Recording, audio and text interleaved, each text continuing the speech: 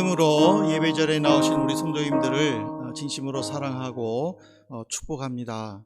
이렇게 드려지는 또 예배를 통해서 하늘의 위로를 받으시고 무엇보다 주님의 인도하심을 또 이 한 주간 몸소 체험하시기를 간절히 소망을 합니다. 제가 좀 이 말하기가 좀 죄송스럽지만은 근데 이제 또 설교를 인용을 하다 보니까 이 말처럼 좋은 말이 없어서 제가 하는데 뭐 특별한 의미는 없습니다. 여기에 대해서 부정적으로 생각을 하지 않으셨으면 좋겠다라는 마음으로 제가 한번 영화의 대사 중에 한 구절을 한번 소개시켜 드리려고 합니다.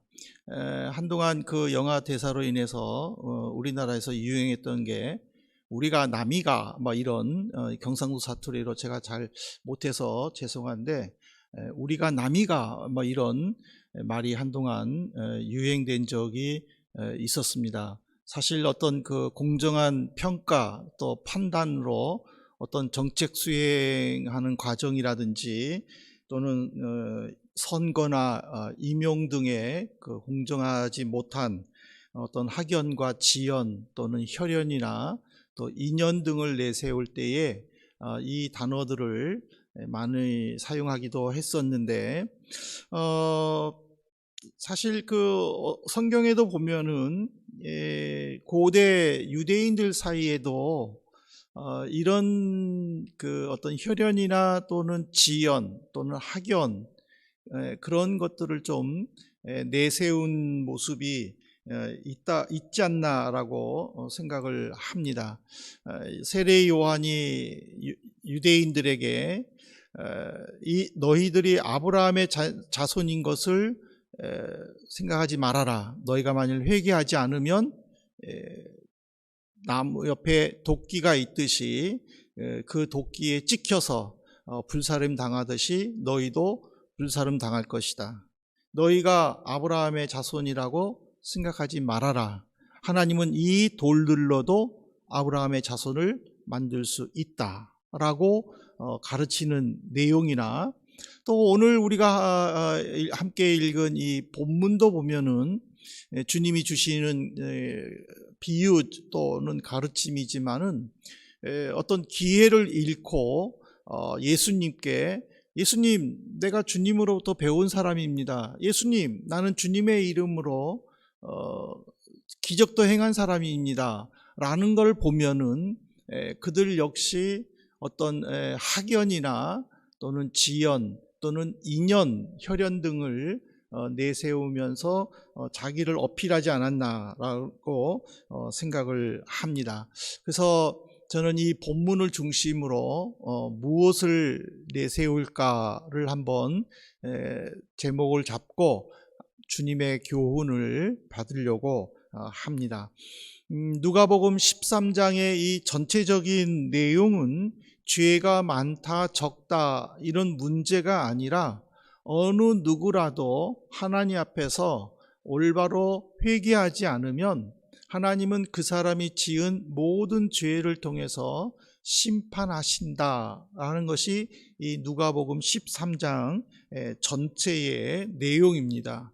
왜 예수님이 이 말씀을 했느냐면 당시 바리새인들과 율법 교사들은 누군가가 죽을 때에 그 사람이 사고로 죽거나 아니면은 좀 좋지 않은 상황에서 죽게 되면 저 사람은 죄가 많기 때문에 하나님의 심판을 받았다라고 생각을 합니다. 그래서 이들이 예수님한테 빌라도가 갈릴리의 몇 사람을 죽여서 성전의 제물에다가 피를 섞었다라고 일러 바치는 내용이라든지 아니면은 예루살렘 북서쪽 성 안에 세워진 그 실로암 연못가에 세워져서 실로암 망대라고 말하는데 그 망대가 무너짐으로 일하던 18명의 사람이 죽었을 때에 바리새인들은 공통적으로 생각한 것이 저 사람들은 죄가 많기 때문에 하나님의 심판으로 죽음을 맞이했다라고 생각을 했었습니다. 근데 예수님께서는 오늘 13장 3절에 보면은 그들이 너희들보다 죄가 더 많아서 죽었다라고 생각하지 말아라. 너희들이 만일 회개하지 않으면 저 사람들처럼 너희도 죽임을 당할 수 있다라고 이야기를 합니다. 그러니까 세례 요한이 유대 광야에서 세례를 베풀면서 자기에게 찾아온 유대인들, 세리들, 군인들을 향해서 회개를 선포하는 복음 내용이나 또 예수님께서 사역을 시작하시면서 전파하신 복음 내용, 이 모든 것들은 회개라는 한 주제에 초점이 맞춰져 있음을 깨닫게 됩니다. 저는 2021년 우리 교회 표를 하나님을 맛보아 알자라고 주제를 정하고 1월달, 2월달까지 말씀을 전했는데, 오늘 그 하나님을 맛보아 알고자 할 때에 제일 먼저 우리는 죄의 문제에 대해서, 내 죄성에 대해서 우리는 심각하게 생각을 해보아야 할 것입니다. 그래서 저는 이 예수님이 강조하신 이 회개의 길로 나가기 위해서는 우리가 두 가지를 깊이 생각해야 하지 않을까라고 생각을 합니다. 첫 번째는 본문에 보니까 우리가 기회를 잡아야 된다는 것을 우리는 명심해야 합니다. 누가복음 13장 25절에 보면은 집주인이 일어나 문을 한 번 닫은 후에 너희가 밖에 서서 문을 두드리며 주여 열어주소서 하면 그가 대답하여 이르되 나는 너희가 어디에서 온 자인지 알지 못하노라 하리니. 이 누가복음에는 예수님께서 비유로 이 말씀을 하신 것처럼 기록이 되어 있는데, 이 누가복음 13장과의 그 평행 구절인 마태복음 7장에 보면은 예수님께서 산상수훈을 하시면서 직접적으로 이 내용을 가르치신 말씀으로 마태는 기록을 했습니다.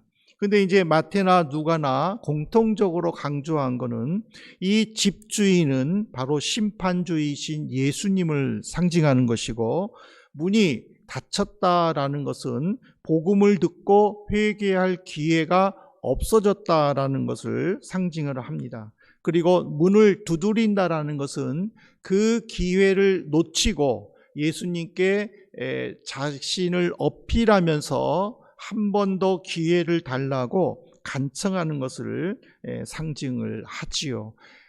심판주이신 예수님은 모든 사람이 회개하고 돌아와서 하나님이 원하는 삶을 살기를 기다리고 계시죠.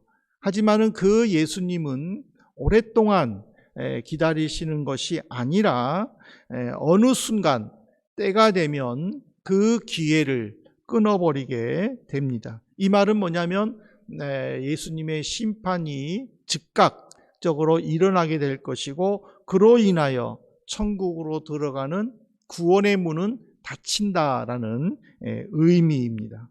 근데 이제 미처 들어가지 못한 사람들이 지금 예수님께 사정을 하는데, 여기 보면은 세 가지의 모습이 나옵니다. 첫 번째로는 주님, 우리는 주님과 함께 먹고 마셨습니다 라고 이야기를 합니다. 이 유대인들에게 식사 교제는요, 단순히 먹는 것 이외에 굉장한 그 의미가 담겨져 있습니다. 여러분들이 집에 가셔서 마태복음 9장 9절부터 13절을 한번 보시기 바랍니다.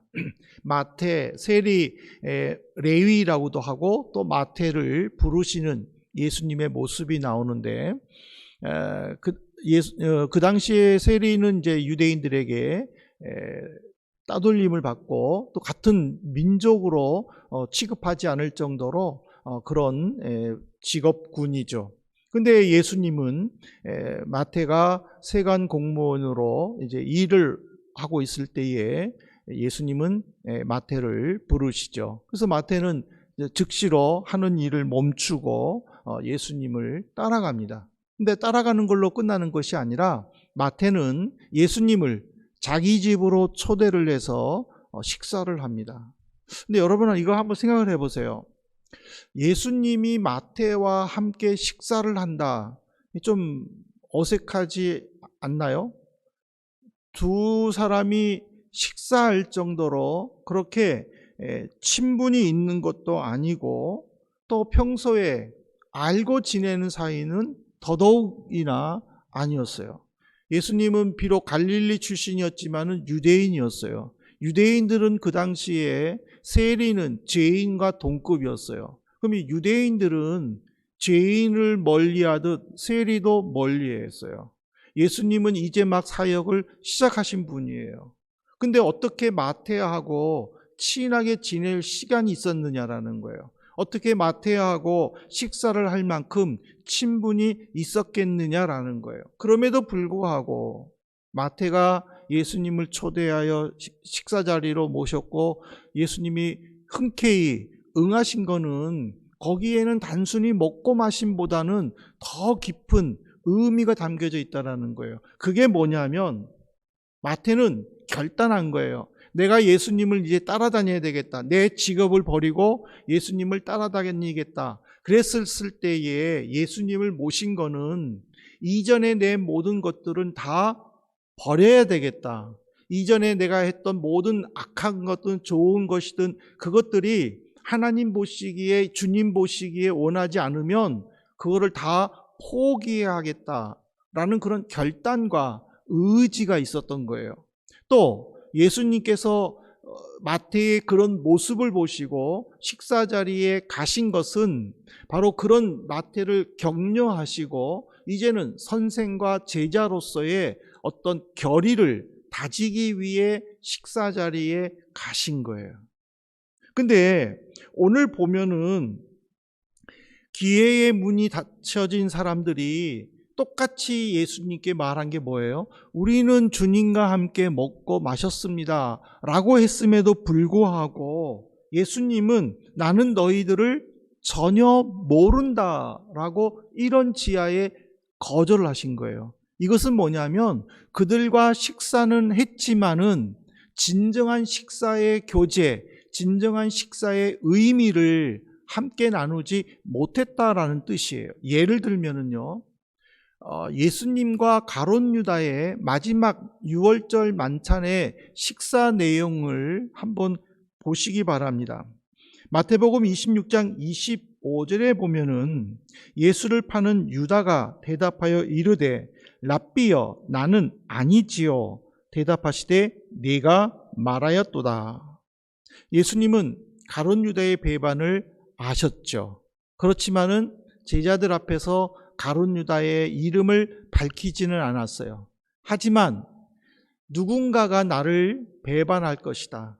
그런데 나는 예언한 대로 내가 행동을 해서 괜찮지만 그 사람은 차라리 이 세상에 태어나지 않았으면 더 좋을 뻔했다 하고 이야기를 하죠. 근데 제자들은 그 사람이 누구인지에 대해서는 전혀 눈치를 채지 못하고 오히려 선생님, 나는 아니죠? 나는 아니죠? 라고 물어보기에 급급한 거예요. 그러니까 예수님은 그래 너는 아니야. 그래 너는 아니야. 이렇게 말씀을 하시다가 가룟 유다도 자기도 빠질 수가 없어서 나는 아니죠? 하고 뻔뻔스럽게 얘기를 한 거예요. 그때 예수님이 그래 너야 하고 말씀을 하셨어요. 근데 참 놀랍죠? 제자들은 그거를 전혀 이해를 못한 거예요. 그리고 가룟 유다는 너야 라고 말한 거는 회개하고 그 계획을 멈추기를 원하셨지만은 가룟 유다는 그 말을 무시를 해버린 거예요. 그리고는 신뢰와 격려가 담겨 있는 그 식사 자리를 무엇으로 바뀌었어요? 배반의 자리로 바꾸고 만 거예요. 결국 가룟 유다는 예수님의 말로 그는 밖으로 나갈 수밖에 없었던 거예요. 그리고는 예수님을 팔게 돼요. 서로가 믿고 또 관계 속에서 배우고 나누는 그 식사 자리를 가룟 유다는 배반의 자리로 만들어 버렸고, 결국에 그는 나중에는 후회하고 괴로움에 결국 자살하고 말지 않습니까? 두 번째로, 이 기회를 놓친 사람들은요, 예수님께 이런 말을 했어요. 주님, 우리는 주님으로부터 말씀을 배웠습니다. 학연이죠. 인연이죠. 예수님은 공생의 기간 동안에 가르칠 수 있는 장소가 어디든지 상관하지 않고 말씀을 가르쳤죠. 길거리에서든 회당이든 어느 집이든 어디서든지 간에 말씀을 부지런히 가르쳤어요. 그리고 병자들도 고쳐주시고 메시아를 믿을 것을 요구를 하셨어요. 이들의 주님, 우리는 주님으로부터 배웠습니다 라는 그 호소는 주님은 분명히 아실 것이다 라는 그 간절함이 그제서야 생긴 거예요. 우리도 주님 배우는 데 있었지 않습니까? 라고 말하는 거는 이제 우리도 기회를 주십시오. 천국에 들어갈 수 있는 문을 열어주십시오. 라는 의미예요. 그런데 27절에 예수님은 뭐라고 말합니까? 나는 너희가 어디에서 왔는지 알지 못한다. 스승과 제자는 단순히 지식을 전달하고 또 거기에 맞는 보수를 받는 그런 계약 관계로 끝나는 것은 아니에요. 물론 지금 시대는 이제 이런 관계가 되어버려서 안타깝지만은 그래도 적어도 예수님 시대에는 그러지는 않았어요. 예를 들면은 예수님께서 씨 뿌리는 비유를 가르치셨죠. 근데 제자들은 그거를 이해를 못했어요. 그래서 예수님께 질문을 합니다. 그때 예수님은 그 질문에 대답을 해주십니다. 그리고 그들에게 무엇을 요구합니까? 이런 삶을 살아야 된다라고 요구를 해주시죠. 예수님과 제자들이 배를 타고 바다를 건너갈 때에 떡 가져가는 것을 제자들이 잊어버렸어요. 근데 공교롭게도 예수님은 너희들이 사두개인과 바리새인들의 누룩을 조심하라 하고 이야기를 하는 거예요. 그러니까 제자들은 가슴이 철렁한 거예요. 아이고, 우리가 떡을 안 가져왔는데 선생님이 어떻게 알고 이렇게 말씀을 하실까? 그랬을 때 예수님은 너희들이 생각하는 떡이 아니다 라고 말할 때에 비로소 바리새인과 사두개인들의 교훈이구나 하고 느낀 거예요. 당시에 예수님과 제자의 관계는 배우고 가르치고가 아니라 그것을 전 인격의 삶 속에서 나타내고 그리고 예수님처럼 행동하고 그리고 예수님이 행하셨던 권능과 능력을 행했던 것이 이 선생님과 제자의 관계였다라는 거예요.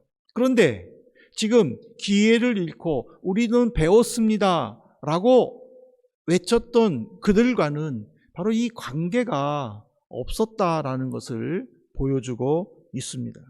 그 다음에 이제 누가복음 13장에는 없지만 평행구절인 마태복음 7장에 나와 있는 거 보면은 또 이런 말을 하죠. 기회를 놓친 사람들이 마태복음 7장 22절에 보면은 주님, 우리는 주님의 이름으로 선지자 노릇도 행하고 권능도 행했습니다. 그러니 우리에게 기회의 문을 열어주십시오 하고 외치지 않습니까? 근데 예수님은 그들의 말에 그래 맞아 너희들은 그 일을 행했지 하면서 문을 열어주신 것이 아니라 마태복음 7장 23절에 보면은 불법을 행하는 자들아 나를 떠나가라 하고 강하게 책망을 하십니다. 왜 예수님은 이들을 향해서 권능까지 행한 자들을 향하여 불법을 행했다라고 했을까? 여러분 궁금하지 않으세요? 그 궁금증은요, 이 한 단어에 있어요. 노릇. 선생님, 우리는 선지자 노릇을 했습니다. 라고 이야기를 해요.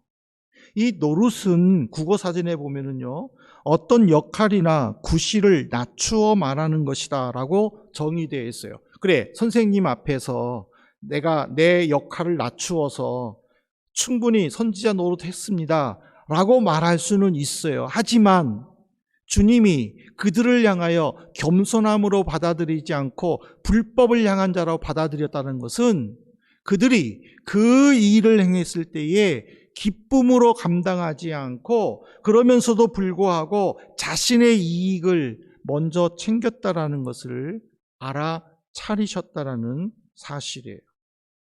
오늘 이 세 종류의 기회를 놓친 이 사람들의 말씀을 통해서 우리가 정말 예수님 앞에서 어떤 모습으로 신앙생활하고 어떤 모습으로 교인다운 모습을 보여드리고 어떤 모습으로 주님과 같은 삶을 살고 있는지 우리는 한번 생각을 해보아야 될 것입니다. 두 번째로 오늘 하나님께서 우리에게 주시는 이 회개의 길을 걷기 위해서는 자기 생각에 빠져서는 안 됩니다. 누가복음 13장 30절 보십시오. 보라, 나중된 자로서 먼저 될 자도 있고 먼저 된 자로서 나중될 자도 있느니라. 그러니까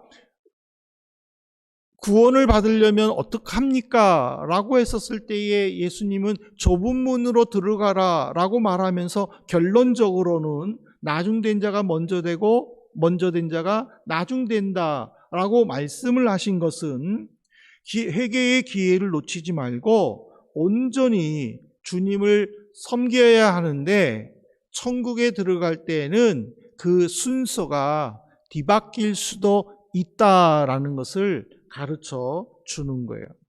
하나의 예를 들면은요, 비교를 해보면 세상은요, 우선권이 있어요. 그 우선권은 선착순에 되는 거예요. 군대에서 흔히 훈련할 때 그러잖아요. 선착순 10명 그러면은 막 30명 40명 되는 사람들이 막 뛰어가가지고 들어오면서 1, 2, 3, 4, 5, 6, 7, 8, 10 하면은 너희들은 가서 쉬어. 그리고는 11번째부터는 또 다시 또 뛰어 들어가서 또 1, 2, 3, 4, 5 하면 너 쉬어. 그리고 나머지 또 그러니까 그 수에 안 들어가면은 죽어라고 맨날 뛰어요. 이게 선착순이에요. 이게 세상의 방법이에요. 물론 어떨 때는 또 이게 중간에 또 끼어 들어가는 또 이 얌체도 있지만은 그러나 상식이 통하는 사회일수록 이 선착순, 이 우선권을 중요시하는 것이 이 사회의 모습이에요. 하지만은 하나님의 심판주이신 하나님 앞에서는 선착순이 아니라 정말 그 주님의 마음에 합한 모습을 보이고 있느냐, 그것이 결정된다라는 거예요. 그러니까는 이 나중된 자, 먼저 된 자, 이거는 구원받은 자와 구원받지 못한 자를 지금 대조해서 설명을 하는 건데, 먼저 된 자라는 것은 하나님의 은혜를 기쁨으로 받았으나 나중에는 기회를 놓치고 후회하는 자가 먼저 된 자예요. 나중된 자라는 것은 처음에는 하나님의 은혜를 받을 기회가 없었으나 나중에 찾아오는 그 기회를 놓치지 않고 기쁨으로 받아 은혜를 간직한 자가 나중된 자예요. 예를 든다면 예수님도 이렇게 예를 들었잖아요. 하나님은 메시아를 보내셨잖아요. 그 메시아를 보내신 이유는 뭐예요? 유대인들에게 복음을 전파해서 그들이 회개하여 하나님께로 돌아오기를 계획하시고 메시아를 보내신 거예요. 그런데 그 유대인들은 그 메시아를 거부했어요. 그 메시아를 믿지 않았어요. 그 메시아를 죽였어요. 그러므로 하나님께서 구원시키려 하셨던 그 복음이 어디로 갔습니까? 이방인대로 간 거예요. 그들이 싫어하는 사마리아인으로 간 거예요. 그들이 미워하는 죄인으로 간 거예요. 그들이 우습게 여기는 천대하게 여기는 세리에게로 복음이 들어간 거예요. 그러면서 예수님이 말씀하신 거예요. 먼저 된 자가 나중되고 나중된 자가 먼저 된다. 이거는 우리에게도 적용될 수 있는 거예요. 하나님의 자녀로 구원의 확신이 있더라도 그 구원의 은혜와 결과는 오직 아버지만 아시는 거예요. 근데 환난이나 예수님을 믿을 환경이 제한되거나 사라졌을지라도 오직 예수 그리스도의 은혜만을 붙잡으면서 성도의 삶을 살고 예배자의 삶을 산다면은 그는 나중된 자로서 먼저 된 사람이에요. 하지만 평안하고 좋을 때에 열정적으로 주님을 섬기고 직분도 받고 성도의 기쁨을 누렸다 할지라도 예수님을 제대로 섬길 수 있는 환경이나 형편이 못 되고 또 하나님을 제대로 섬기지 못하는 그 순간인데 그 순간에 예배자의 삶을 제대로 살지 못했다면은 먼저 된 자였으나 나중된 자로서 28절에 보면은 하나님 나라 밖으로 쫓겨나 슬피 울며 이를 가는 그런 삶을 산다라는 거예요. 오늘 우리는 이 말씀을 통해서 우리 스스로가 결단해야 될 것입니다. 왜 예수님께서, 왜 세례 요한이 유대인들을 향하여 아브라함 자손이라고 만족하지 말아라, 너희들이 회개하지 않으면 심판을 받는다, 왜 말씀을 하셨어요? 유대인들은 아브라함의 자손이란 대한 이 자부심을 가지고 이방인들을 무시했어요. 심지어 같은 동족이라 할지라도 갈릴리 지역에 사는 사람들을 향하여 사마리아 사람이라고 부르면서 천대를 했어요. 심지어 예수님까지도 갈릴리 출신임을 내세우면서 믿지 않고 죽였어요. 그러나 유대인들이 천대했던 그 세리, 그 죄인들, 그 사마리아 사람들, 그들은 주님이 복음을 가르치실 때에 그들을 향하여 주님께서 복음을 외치실 때에 그들은 기쁨으로 받았다라는 사실이에요. 그래서 저는 말씀을 맺으면서 이 본문을 정리해 보니까 무슨 노릇 또는 무슨 다움으로 정리할 수 있을 것 같아요. 여러분 무슨 노릇은 무엇이라고 생각하십니까? 한번 이 비모를 보십시오. 자신의 일을 낮게 생각하고 행동으로 나타내는 것을, 내가 하는 일을 낮게 여기는 거예요. 그러니 자존감이 낮을 수밖에 없는 거예요. 종 노릇, 셀러리맨 노릇, 그것이 바로 자기를 낮게 만드는 거예요. 그러나 다움은 뭐예요? 어미가 지닌 성질 또는 특성의 본문을 이르게 하는 말이라고 국어사전에는 정의되어 있어요. 이게 뭐냐면 내 자신의 어떤 특성을 깨닫고 자존감을 높이면서 최선을 다하는 거예요.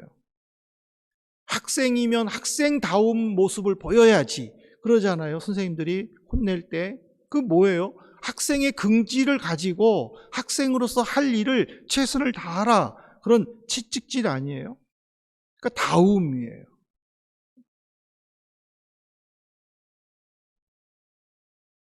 예수님께서 기적을 베풀고 선지자 노릇하는 그 사람들을 향해서 불법을 행했다라고 책망하는 것은 그들은 선지자다운 모습을 보인 것이 아니라 선지자 노릇을 했기 때문에 그들 스스로가 선지자 노릇을 천하게 여겼고 낮게 여기고 마지못하여 기쁨 없이 행함으로 예수님이 그들을 향하여 불법을 행한 자라고 책망하신 거예요. 저는 결론을 지으면서 우리 성도님들과 이거를 한번 고민해 보려고 합니다. 성도 노릇은 누구나 할 수 있어요. 그러나 성도다움은 아무나 할 수 없어요. 재직 노릇은 누구나 할 수 있어요. 그러나 재직다움은 아무나 보여줄 수 없어요. 교회 노릇은 어느 교회나 다 할 수 있어요. 신천지도 교회 노릇 하잖아요. 자기네들도 교회라고 하잖아요. 그러나 교회다움은 아무나 보여줄 수 없어요. 유대인들은 기회가 지나가고 급한 마음에 주님, 우리는 선지자 노릇했습니다. 주님, 우리는 주님의 말씀으로 권능 행했습니다. 하지만 주님은 그들을 불법을 행한 자라고 책망을 하셨어요. 우리는 주님 앞에 유대인들처럼 똑같이 어떤 지연이나 인연이나 또는 혈연이나 학연을 내세우면서 주님, 우리도 이렇게 내가 한민교회에서 이렇게 생활했습니다 라고 내세울 것인가? 아니면 정말 성도다운 모습으로, 하나님 자녀다운 모습으로 하나님 앞에 떳떳하게 다윗처럼 내가 만일 악을 행했으면 나를 죽여주십시오라고 외쳤던 것처럼 그렇게 외칠 수 있는지 우리는 한번 고민해 봐야 되지 않을까 생각합니다. 성도님들, 모쪼록 하나님을 맛보아 알기 위해서는 우리는 더 이상 노릇은 하지 마십시다. 다운 모습을 보여드리십시다. 사람으로 인정받는 것이 아니라 하나님께 인정받는, 주님으로부터 잘했다 칭찬 듣는 그런 우리 멋진 성도님들 되시기를 주님의 이름으로 축원합니다.